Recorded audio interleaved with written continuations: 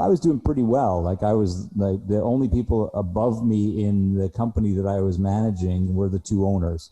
I had it going on. Then I had a friend, a family friend, older than I, and he came to stay with us. And he goes, Don, what are you doing?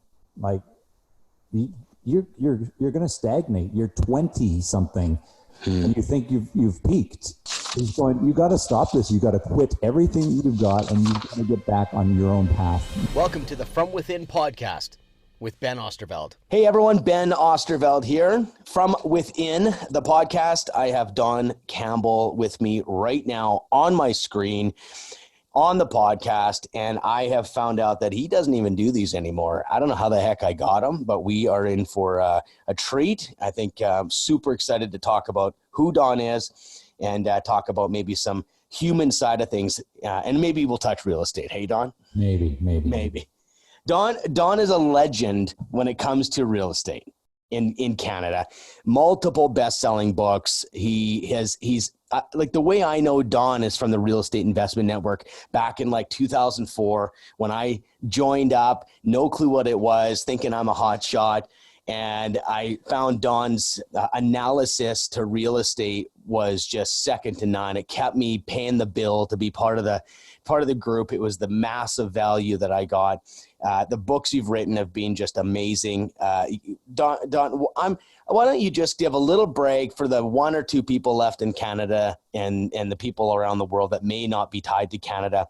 Give a little bit of the brag. You're not a brag guy. You're a humble human being. I know this is not your favorite thing. But let's get a little bit of, there's people out there that just need to know kind of what you've done and what you've been. And then we're going to break down your journey a bit. Brag. That's so not in my wheelhouse. I know. I'm telling you. I'm a music savant and, but couldn't play instrument other than drums. Oh no, you want about the other stuff? Oh, okay. What have you done? A number of bestsellers in the real estate world. And as a matter of fact, the best-selling Canadian real estate book in history, which is kind of cool. Super cool. 100% of the money to all my books, all the royalties, etc., go to Habitat for Humanity. So I've made no money on the books on purpose. The goal was 20 grand. If I could just make 20 grand for Habitat with my books, I'd be just killing it. We just passed 1.3 million. Amazing. Yeah. So it's amazing what happens when you're not attached to the outcome. Like you're not, I have to make some money on this. And, back when we started this, making some money on the book would have been nice. Yeah. But it's the making the difference in the world. And that's been the thread in my life since, I think, grade 9. Strangely. And I don't know why. I think I think that's my belief is why I'm on this earth. And I am very misunderstood in the world. I think that because people just they can't see that what I'm doing is what I'm doing.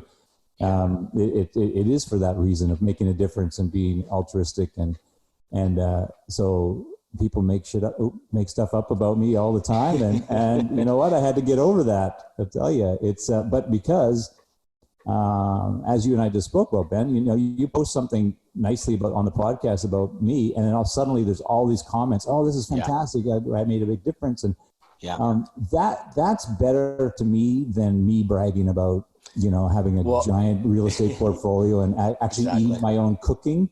So to speak. Yeah. Let me cut to the chase for people. You built one of the largest networks, very powerful network. You assembled real estate investors across the nation. That is not one small feat, man.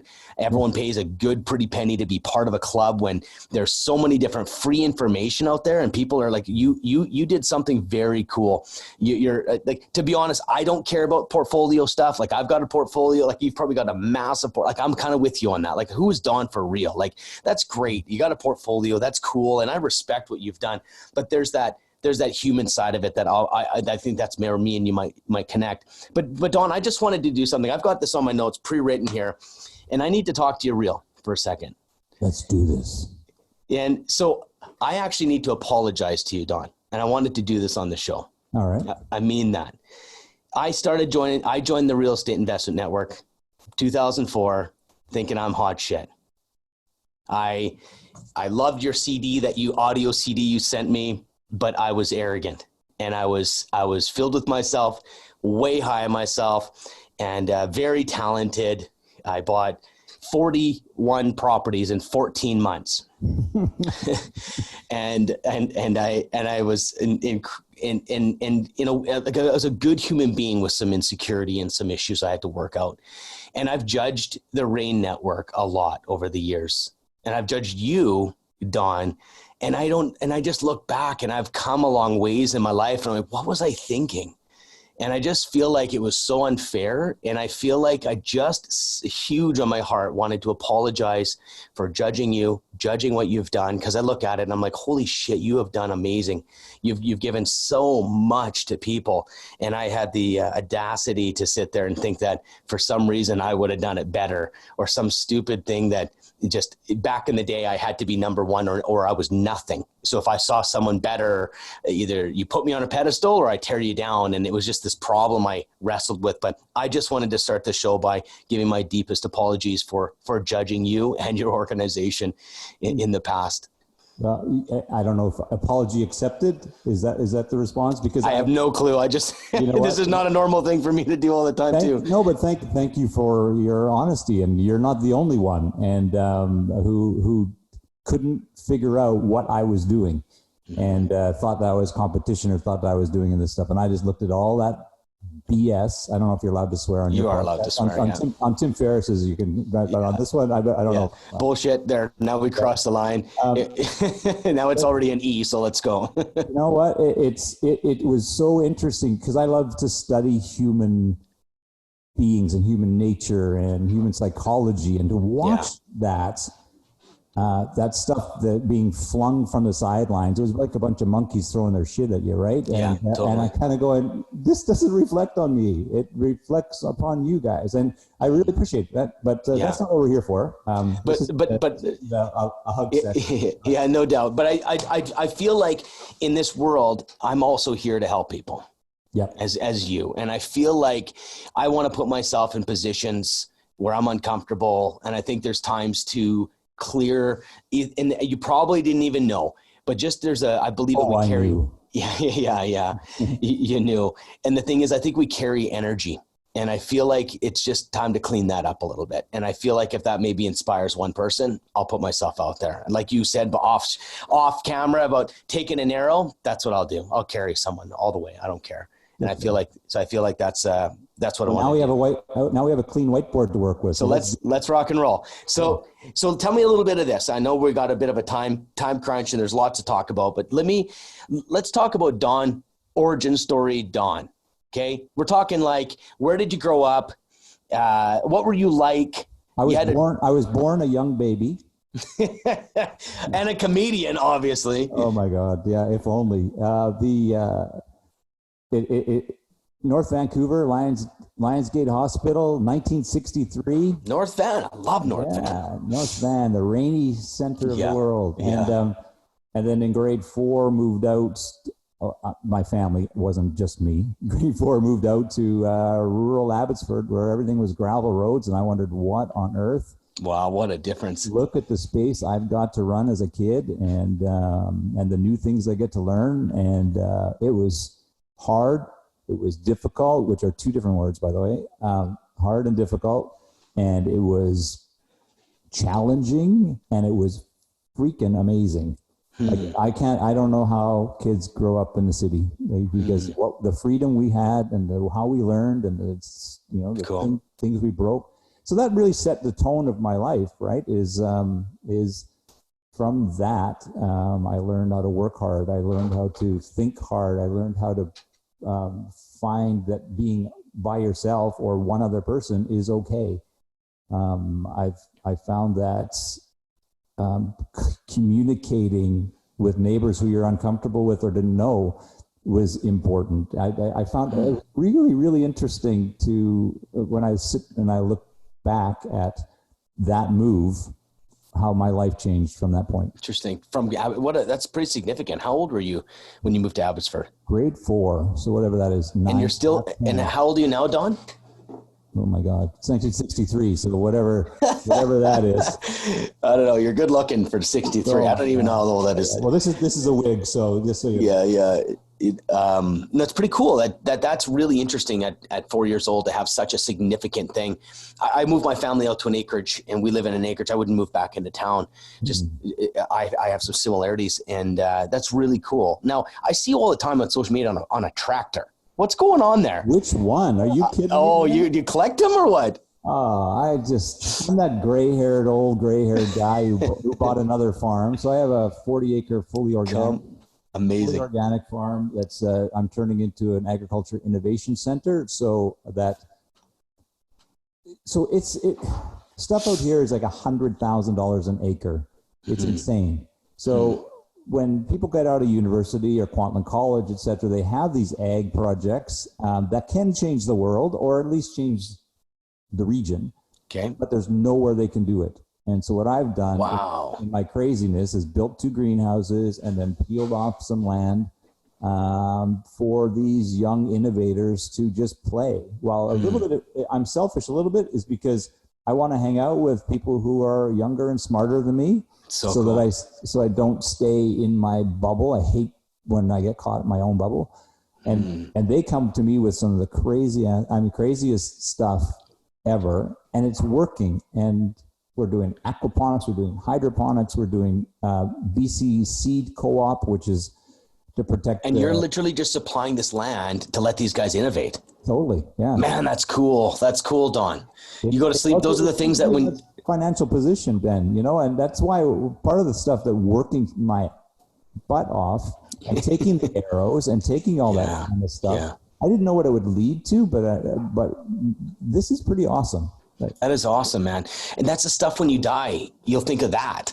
Yeah. You'll think of those guys that you gave that opportunity to be innovation. Like, who knows what happens? What if they turn into like the next thing? Like, and you got to facilitate that. That's really cool. It's just meaning, right? Like, and it's like Wayne Dyer talks about turning ambition to meaning. And that's something, that process I've gone through as well. Yeah. Where you only, I almost got a divorce during the time I was investing.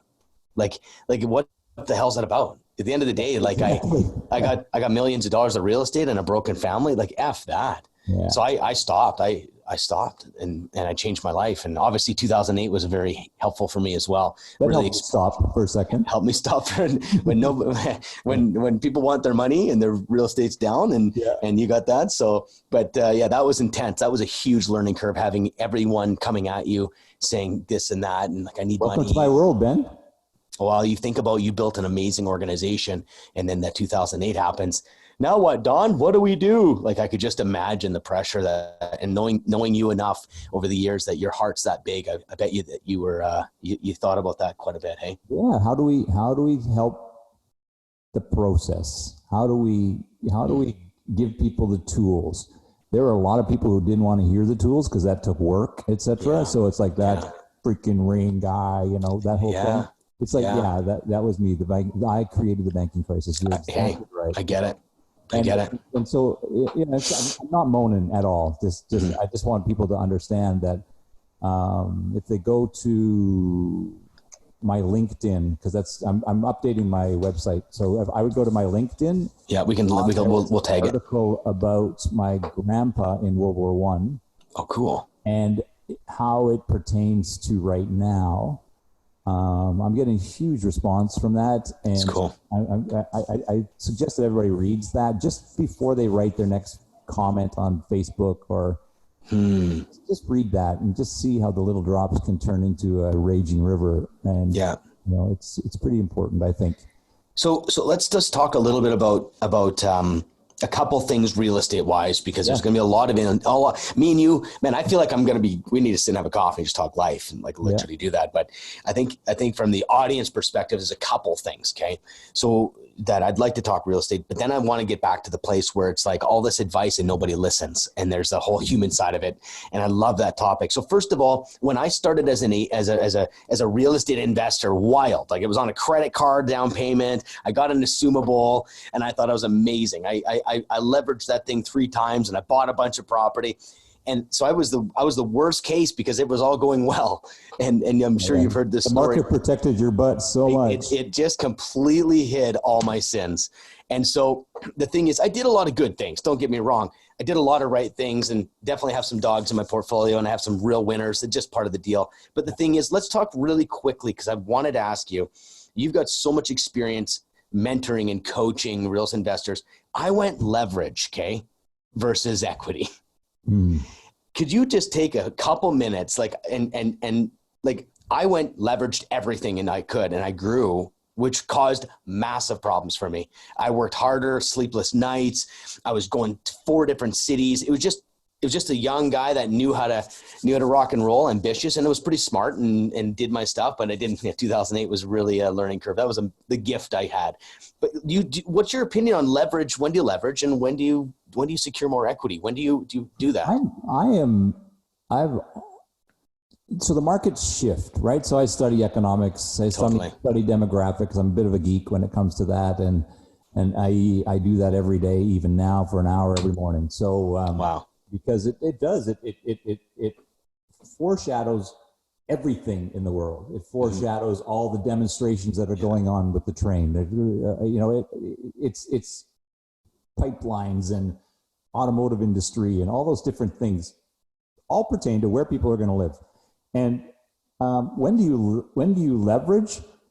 I am not the guy who is the over leverage guy.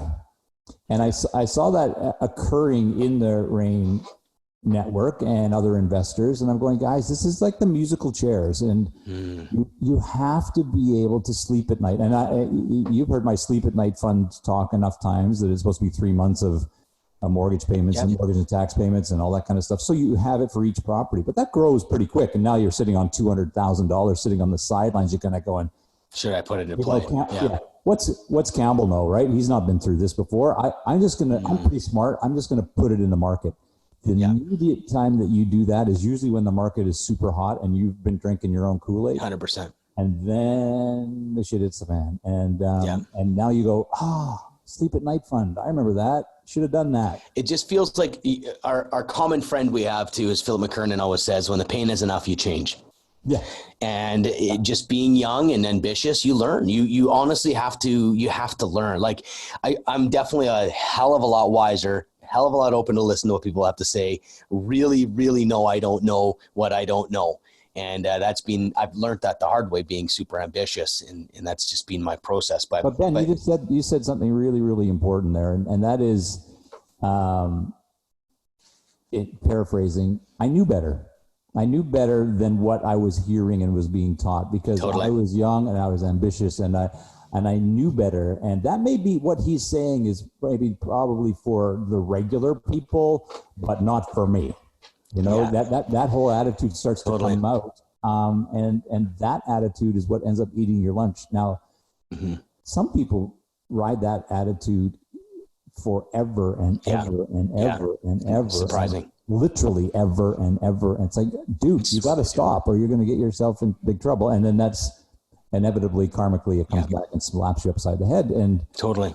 It goes back to what I said earlier, is that no matter how you say it or what you say, there are people out there that go, yeah, that's for everybody else, but not really. Now, if you break, like, this is where it's like, I lived on the streets. I was in a rehab. I had such a really tough beginning in my life.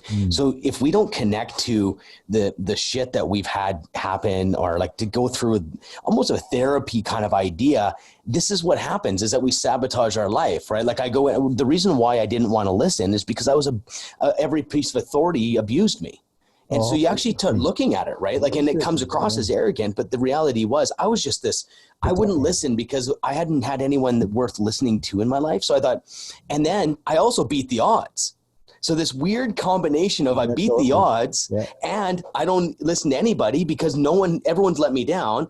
So if we don't connect to that backstory, that's literally what I'm doing the rest of my life. I'm going to connect the dots between the personal growth side of things, who you are, and whatever success means to someone. And that's where it's like, you think about that. It's like, that's why I come across arrogant, but I was a good dude. I came across knowing better. But once we understand ourselves a bit more, man, that's the superpower. because now I just know, okay, cool. I understand myself. And I think we are so scared to look at who we really are and understand why we're doing this, and that's my passion, obviously, but it's just interesting. Yeah. I thought I did know, but it's cool to know why I'm acting that way. Like in 1992, for instance, don't laugh about the perm and the mustache, but in 1992, I guess I shouldn't make any hair jokes, hey, Ben? Yeah. I wish I had hair. It's one of my jealousy things I wrestle with all the time. Good hair. I'm just looking at, if you catch me staring, it's your hair. Anyways. Okay, there you go. Not my eyes, thank God. No, that's a different thing. The reality is 92 when, I was doing pretty well. Like I was like the only people above me in the company that I was managing were the two owners. And we had 2 locations, and it was in the aviation industry, and I had it going on. And then I had a friend, a family friend, older than I, and he came to stay with us, and he goes, "Don, what are you doing? Like, you're going to stagnate. You're 20 something, and you think you've peaked." And we argued. I can still picture us in the kitchen arguing. He's staying with us because he was up in Edmonton for a few days. And he's going, "You got to stop this. You got to quit everything you've got, and you've got to get back on your own path. And you've got to." Wow. Yeah, dude. Like, whatever. Look at the watch. Look at the watch I've got. Like, it's such a limited perspective, right? Like you just didn't have enough data. I didn't like that conversation, and it was the best conversation, the most important conversation I had. And I took that and designed mission statement or whatever you want to call it for life, which I still have on my office wall. Wow. And it every time I go to it, I'm going, yeah, even in 92, I designed that, and it's true. It's not specific.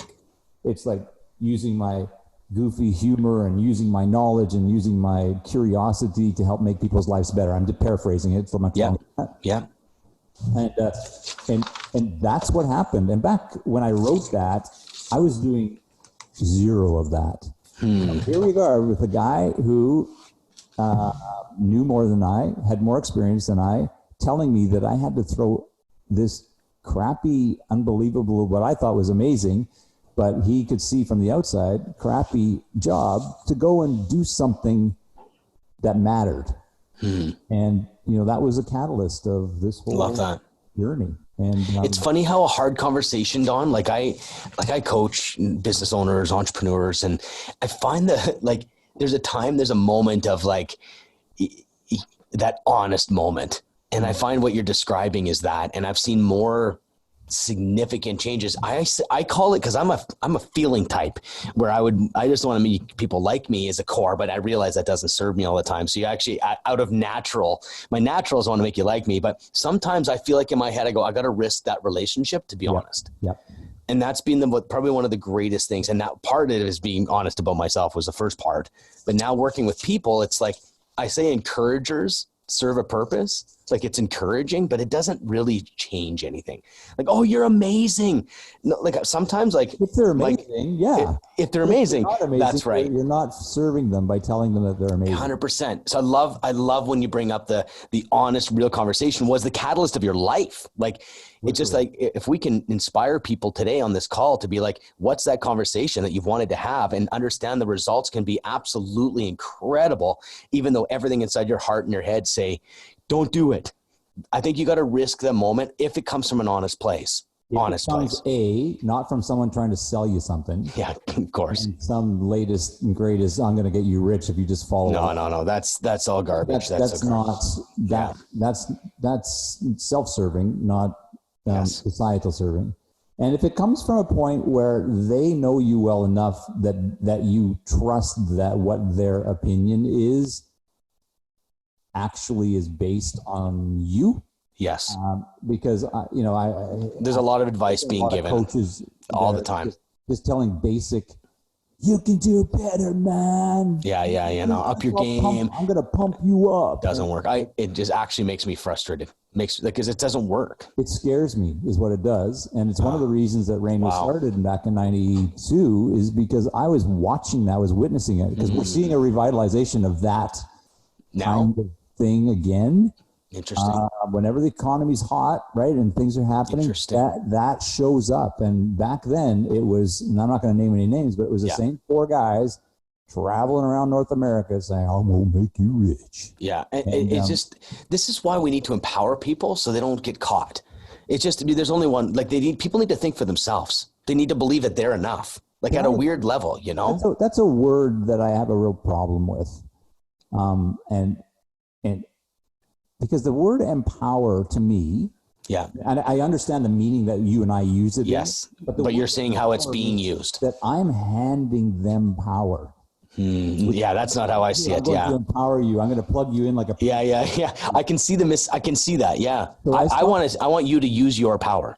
Yeah, I stopped. I stopped using that word because it was starting to really bug me that because also I would take responsibility. If I'm empowering, that means I'm giving them something that. And so in this case, I just want people to you know what? There are people who are ecstatic in their job.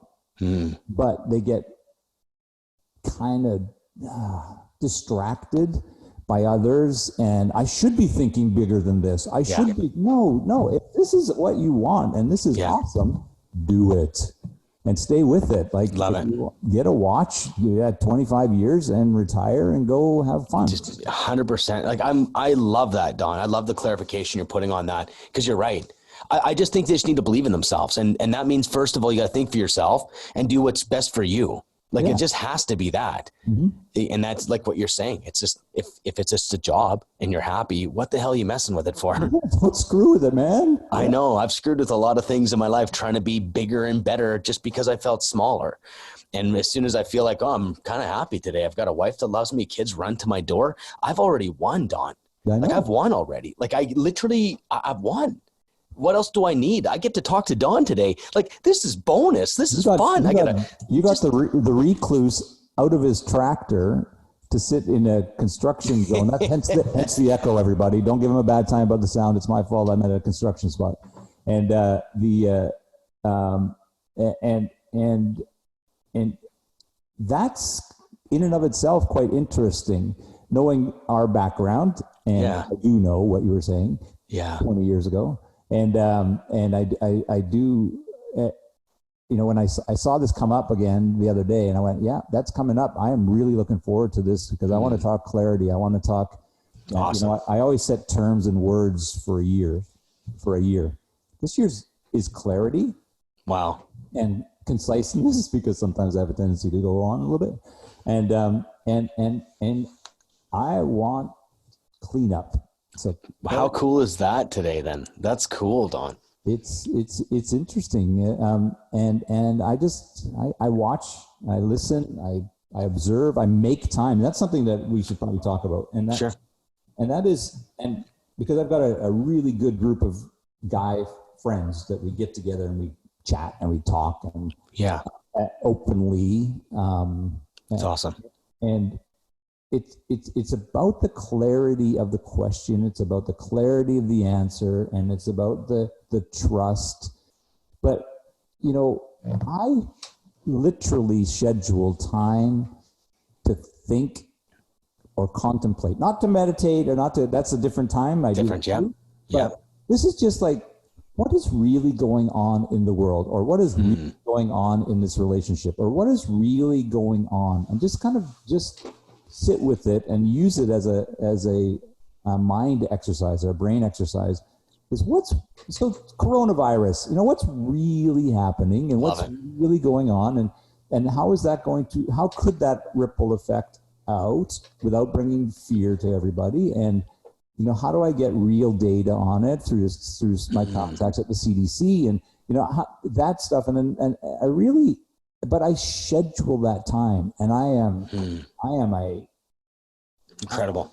I really focus on keeping that time available. There's music playing, because what it does is it quiets a third of my brain when music's playing.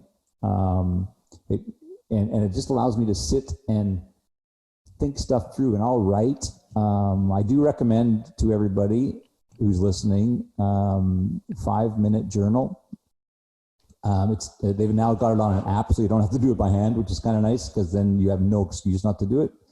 At the end of every day and the start of every morning, you take 4 or 5 minutes to clarify your thoughts. It asks you clear questions, and it forces you to start looking at the positive sides of life because there's enough negative sides. Totally. But also what it is that you are going to do and what are you committed to. And that has been a game changer. I've been doing it by hand for a couple of years now, and it in 30 days it changed how my outlook on life.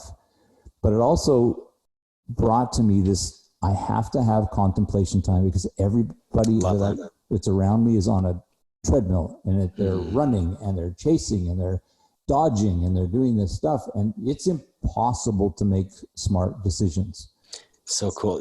I was just on a coaching call with it was a real estate agent I'm coaching out of Edmonton, and I just got back from Vegas. I take him away and we do, it's all introspective work. And he goes, and he's talking to his wife, and his wife says, well, she's like, well, why do you go and why are you getting coached and all that? She goes, well, it creates an environment for me to be introspective. It makes me really think about things. She goes, you need help with that? He's like, yeah, I need help with that. She goes, I naturally do that all day. He goes, I don't. There's a difference between rumination and contemplation. And very specific, intentional thought. Yes. Very intentional, drill a little bit deeper, ask why, maybe 4 or 5 more times. And because here's the thing, Don, I think it's that I think people don't know what they want. The more I work with people, I'm like, what do you want? I know you invented Belize. Yes. It's like, what's your Belize? And I think that, so you've been on this for a long time, but the deeper I go with people and work with people, the clarity of what they want, they know what they want, but there's no real heavy clarity and there's no reason. And then the question is it really yours? A lot of people are like, I can't have a Belize, that's yours. And so people follow someone else's. I like the inspiration, but it's just really interesting. Look, what you're saying, I think, leads to clarity of what you want. And then you got to challenge it and say, is that really mine? Because often it's societal. Because exactly. What if I have to share this and somebody reads it and it might be a little bit weird? Well, you know what? If you want a nap every day at 1 o'clock till 2 o'clock, and then put it in your damn goal. Yeah. And who cares if somebody says, well, that seems kind of lazy or kind of, I don't care. Totally. People's opinions has just been so detrimental in so many lives, including mine, until you realize, what am I doing? Yeah. That is a really bad way to live. It's just causing so much trouble. That's really cool. I love the introspective thought. I live my life like that too. And I try to, and obviously I've been working with Phil forever, and that's literally what he does. He sits you down and asks you hard questions and kind of drill down. And that's just been my lifestyle now. And I agree. It's game changer. I think a lot of people can't do it in a day-to-day. That's where that retreats, or to do something to be intentional. Sometimes it starts with more of a bigger shift, but the 5-minute journal is a great tip though. Great tip. It's awesome. And it's a $6.99 app, and you can just load it on your phone, and then you can't ignore it. Put the notifications on and it pops up. Damn it. Oh, that's right. I got to do that this morning. And it's so funny because we're so messed up with time. Oh, I don't got time. Yeah, exactly. It's such BS. If it was a, you make time for the things you want to make time for. So at 5 minutes, really? Come on. So it's the question is, why are you not making time? Not, I don't have time. It's why don't I put 5 minutes invested into myself? That's a deep question. Why are you not? And then where else am I living at a treadmill? Where am I else living for everybody else? And it's why can't I take 5 minutes for myself? Very cool question. Because there's a lot of people who are afraid of what they'll find inside. So true, Don. A triple layer of facade. Totally. That is now become their story. And if they find out and they start digging in, there might be stuff they don't want to deal with or don't want to admit. Oh my God, I've been doing this blah, blah, blah for the last 12 years. What the hell am I doing? This is insane. And I heard, go ahead. Until people die, or we wait till a friend gets cancer, or wait till to really think about it, a traumatic thing to wake up going, oh my God, life is short. Yeah, it is. So, and people will hear, here's the back comment now, Ben. Oh, he can talk like that all he wants because he's become wealthy and he's become really well. And one way to make me mad. I've been talking about so this much. since I had a perm and a mustache and recently got married, right? So now after 32 years of marriage, we're about as real and awesome, available as possible. But even then, there's crap that I don't want to think about sometimes. We all have that. If you don't say that, that's everyone needs to say that. That's just true. Oh, not on the big stage in the arena going, when you're the rock star, baby. Yeah. And that's their business model, and I love it. That's great. They can do whatever they want. I have no judgment. Yeah. But it's funny, you've seen the inside of that, and I can feel it, and I think that being a good human being, it probably just goes totally against your values. The way that you're talking about it, it sounds like it. Sometimes, yeah. Sometimes. So we're going to get close to time here. I want to say a couple things. I think your advice is not just analytics, it's wisdom. And I want to just think on this kind of this flow that we're talking about personal life and the realness. Let's give a business owner advice. So let's just frame this out. What would you give and what advice would you give? So I see business owner could be an investor too, because I see investors that they don't take care of their investors a lot of times. It's a little bit of a pause here. My whole world is blow your client's mind, keep them forever from the business side of things. Keep them forever is relationship training. Blow their minds is go way above and beyond from an emotional connection. So I think just our little commercial here, investors out there, blow your investors' minds. Like guys that are doing real estate investors and they're giving you money, man, you got to treat them as an amazing client. You got to learn about who they are and maybe do something special for them. Like, don't just be like, yeah, whatever. Like there's something really cool when someone gives you money and just got to treat them like gold. And I think that's a missing hole. And I know I work with a lot of real estate investors. I'm like, guys, why are you not doing something for these people? Do you understand the money they're giving? Yeah. And here's the other thing is that when you're taking other people's money into your realm, you better be protecting that way more than you protect your money. Yeah. These people are trusting you with their life. A lot of people, it's their last 50 grand or their last 25 grand, and you are it. It's like, oh, well, win some, you lose some. And they signed it. No, they signed the risk. Yeah. Didn't they see page 4 of my agreement? I hate that. Says, like, I'm not responsible. The thing is, they're right, but it's just not good business. No. They're right, just like contracts are right, but that's not. You want to play a long game? Then take care of these people and don't just straight up, not because of what you gain, because you got to actually connect to like, they gave you money. I know I raised money like it was easy. I had more money coming into me. Now, if I was to redo this, holy crap, does that money represent something way different now? That's why it's really important, because I know a lot of people that'll watch this are investors. I just want to just put a shot out, and I know you're on the same page. Take care of these people. Oh my God. Like, you know what? Yes, you're exactly right. They're in a different position than you. Totally. Or else they would be asking you for money. Yeah. You know what I mean? So yeah. And they're trusting you, like really, like great, like you just have to do it. So I'm glad we just at least put this on the air, put this out there. It's something that I think people need to go, because you have a mass respect out there. And the fact that it's like, I think what you say matters. I really do. I think over the long haul, you've probably taken a bunch of arrows. I was being part of that, but I think coming out on top, I really think you've come out on top. The reputation you have is huge. Now, just give us some advice. What would you give a brand new, and I got a follow-up question after, brand new business owner? So that's someone even starting a real estate investment portfolio. I think that's the same thing. Yeah. What advice would a brand new business owner would you give? Make sure that this business is working for you. You're not working for it. Unfortunately, I see people start businesses and they get paid less than if they just went and got a job. Totally. And they justify it by going, wow, freedom. I'm building a thing. I'm doing, look at the freedom I have. Yeah. Well, I think that I know that is a recipe for ultimate disaster. Because your life, and second thing, to answer the question in part B, is this work-life balance bullshit, because you use that word, so I can do it. Yeah, we're good with bullshit.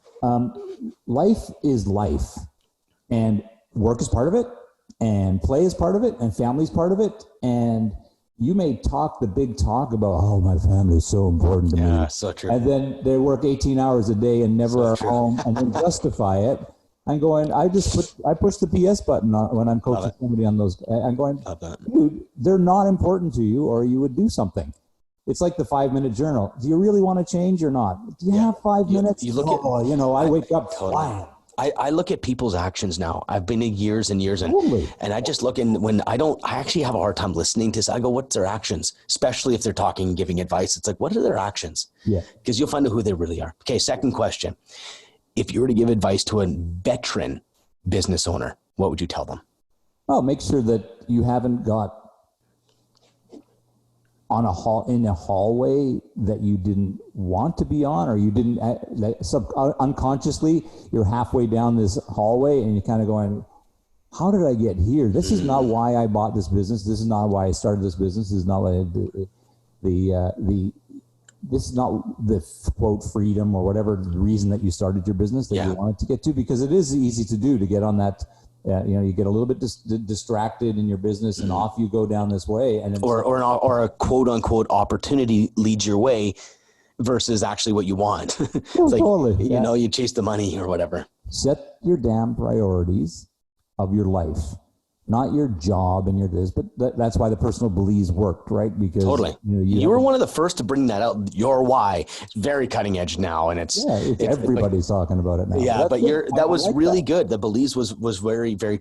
You were a trend setter with that, even though it was very enlightened at the time. It was like, why are you doing investing?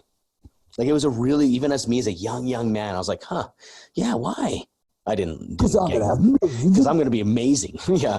So Don, we're getting right near edge of time. I always ask, first of all, I have 2 questions, and then we'll call it a show here. First one is a fun one. If you were to make a scratch and sniff sticker, what would the picture be and what would the smell be? The picture would be of a cow, and the smell would be of cow manure. That is amazing. Why? Because people misunderstand agriculture. Wow. And secondarily, I see people move out to the rural and then call the police and call City Hall because it stinks. Wow. We have a movie circus that's going. Movie circus is the term that they use for the big white trailers with all the. Productions and everything. Yeah. So we have one parked on the Innovation Center parking lot at the moment, and Andrew comes to me and goes, dude, today's the day. Looking at the weather, I got to spread some shit. And I'm going, this is not going to go well. Oh, man. They just part of the farming. You got to spread the manure around. Yeah, the fertilizer. Because the fertilizer is organic, and it's organic because it's not a chemical fertilizer, and that's what makes your food better. But it smells. So that would be that is an awesome answer. Now, last question I ask every person on my show.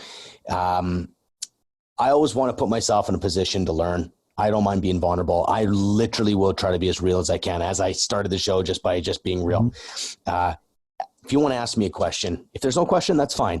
But if there's a question you would ask me, I would love to be able to, be challenged or even just ask a question. If I was a 20-some-odd-year-old, full of piss and vinegar, testosterone-laden dude, and I was living in the world of judgment, what would I do to A, make sure that I got out of that fast, and B, make sure I stay out of it? I'm saying that because that's where you were. Yeah, and I kind of connected the dots there. You're picking up what I'm putting down. Like, how do you know what? I think first of all, I'm not sure if that person listens, first of all, so I think you got to hit them between the eyes hard, to be honest with you. Yeah, there's some that will listen. Okay. Well, then I would just have the most intense, honest conversations around who you are, what you want. I really, really, really believe in honesty, because the connection to who you are is behind the honest conversation with yourself. You know what I mean? You need to figure out what makes you tick fast. Like, why am I doing what I'm doing? Because that's going to be the superpower. That's going to be the map, the compass. It's got everything to give you the directions. If you can get yourself on the operating table and get into why you are who you are.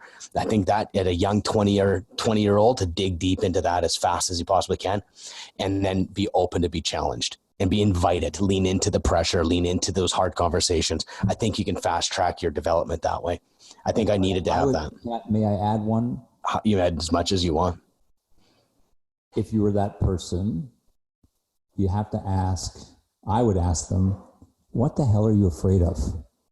Because generally the puffing of the chest and the, you know, that is they're trying to put themselves on a pedestal because they're afraid of something. And whether that's judgment or whatever it is that they're afraid of, losing, afraid of something. So I would ask that question, and I would keep asking that question until it got real. It's awesome. Awesome. Well, Don, it's been a privilege. It's just a straight up teaser. We could have been hanging out a lot longer than this. I think this is going to be really cool to have another side of Don showed. And I'm so glad to be able to facilitate that. To be honest, I've learned a lot about you. You are from within. That's my whole show. And that seems to be a very good theme of what we've been talking about. And I love your journey. I love where you're going. I'm a fan, and I'll be there along the journey with you, Don. Cool. Just put all my links up on the old systems, because you get to see me in the tractor and and you'll get to see all the kind of stuff that we're doing. So it's pretty exciting. So, and what's your book, your newest book that you've got? I think people need to read that. It's not my newest, but I think interested in a combination of my backstory and how I look at real estate and how I analyze real estate. It's part of the Little Book series, which is international. It's the Little Book of Real Estate Investing in Canada. It's small. Nice. Okay. But it does tell a lot more of the story if they're interested. Awesome. Thank you, Don, so much. We'll cut the recording now. Cheers. Cheers.